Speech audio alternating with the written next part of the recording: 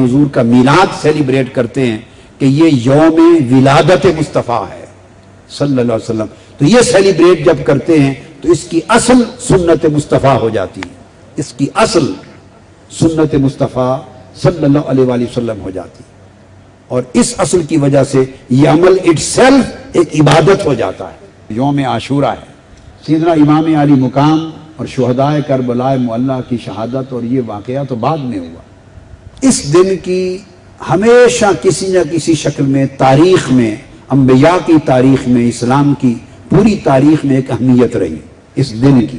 اور جو ایک حدیث اس وقت کوٹ کر رہا ہوں بخاری شریف سے، مسلم شریف سے، صحیح ستہ میں، وہ یہ کہ یہی دن تھا عاشورہ کا، 10 محرم الحرام کا، جب قریش، پہلے زمانے میں قریش کا جو آقا علیہ السلام کی بعثت سے بھی پہلے کا زمانہ تھا، آپ کے آباء و اجداد کا، اس دن سب سے پہلی مرتبہ کعبۃ اللہ کو کالا غلاف چڑھایا گیا۔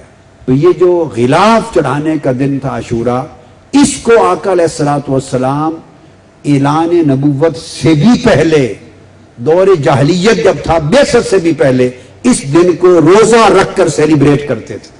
پھر اسی دن کا ایک اگلا فیز آیا، آقا علیہ السلام جب مدینہ ہجرت فرما کے تشریف لے گئے تو آپ نے دیکھا کہ یہودی بھی اس 10 محرم کو، یوم عاشور کو روزہ رکھتے۔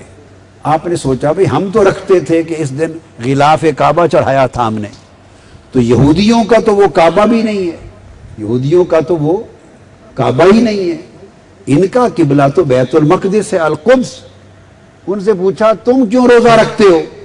اب اس کی ایک اور تعبیر آ گئی، تو یہودیوں نے بتایا کہ یہ وہ دن ہے جس دن موسیٰ علیہ السلام کو اللہ نے نجات اور فتح عطا کی تھی فرعون پر، وہ ڈوب گیا تھا اور موسیٰ علیہ السلام دریائے نیل سے فتح یاب ہو کر عبور کر کے اپنی امت کو وادی سینا میں لے گئے تھے، صحرائے سینا میں۔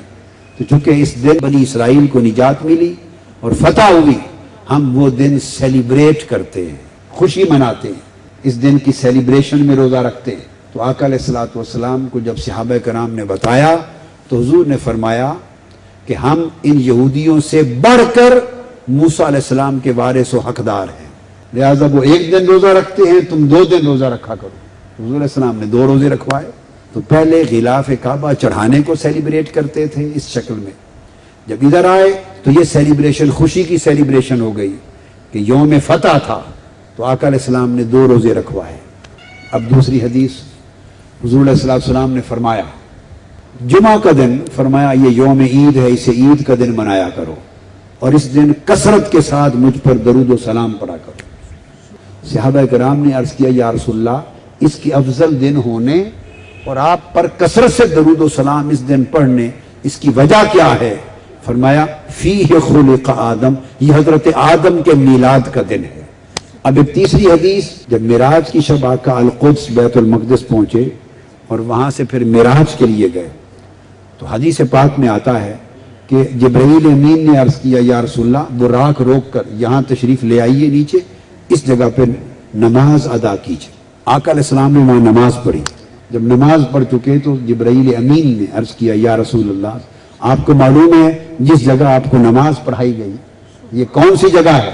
اور خود عرض کیا کہ یہ عیسیٰ علیہ السلام کی میلاد کی جگہ ہے، کہ میں نے اپنے سے پہلے پیغمبر کا میلاد وہاں جا کر منایا ہے، تم قیامت تک میرا میلاد منانا۔ حدیث پاک میں ہے کہ جب مدینہ میں آقا علیہ السلام ہجرت فرما کے تشریف لے آئے تو آپ نے بکرے منگوائے اور کھانا پکایا، بکرے ذبح کیے، کھانا پکایا اور خوشی کے ساتھ لوگوں کو کھلایا۔ بعض محدثین نے کہا شاید آقا علیہ السلام نے اپنا عقیقہ کیا ہو۔ امام جلال الدین سیوطی سمیت بڑے بڑے ائمہ حدیث نے کہا کہ عقیقہ تو ایک ہی بار ہوتا ہے، حضور کا عقیقہ تو آپ کے دادا عبد المطلب نے 7ویں دن کر دیا تھا۔ تو پھر محدثین نے کہا حضور نے اپنا میلاد منایا تھا۔ اس کو امام حدیث امام جلال الدین سیوطی نے الحاوی للفتاوی میں پوری بحث کے ساتھ بیان کیا کہ دراصل یہ آقا علیہ السلام نے اپنا میلاد منایا تھا، اور اپنے میلاد کی خوشی میں اہتمام کرنا، کھانے بنانا، جشن کرنا، تقسیم کرنا، خیرات کرنا، یہ سارا عمل جب امت کرے تو حضور نے خود اس لیے کیا کہ یہ میری اپنی سنت بن جائے صلی اللہ علیہ وسلم۔